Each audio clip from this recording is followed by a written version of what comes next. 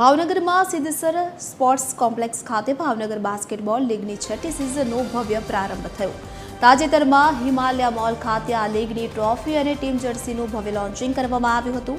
આ ટુર્નામેન્ટમાં 8 ટીમોના કુલ 256 ખેલાડીઓ ભાગ લેશે અને કુલ 512 રોમાંચક મુકાબલા જોવા મળશે। જુલાઈ મહિનાના અલગ અલગ દિવસોમાં રમાનારી આ લીગ દ્વારા શહેરના બાસ્કેટબોલ ખેલાડીઓને મોટું પ્લેટફોર્મ પૂરું પાડવામાં આવશે। રમતગમતના મહાકુંભને લઈને ખેલાડીઓમાં ભારે ઉત્સાહ જોવા મળી રહ્યો છે કે જે ભાવનગરમાં રમતગમતની સંસ્કૃતિને વધુ વેગ આપશે।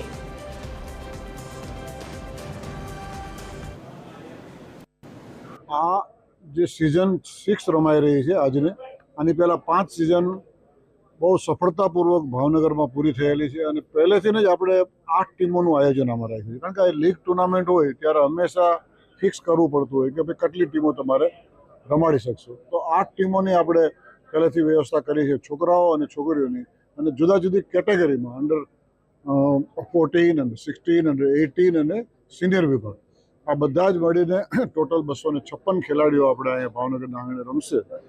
दरेक शनि रवि जुलाईना रमाडवामां आवशे।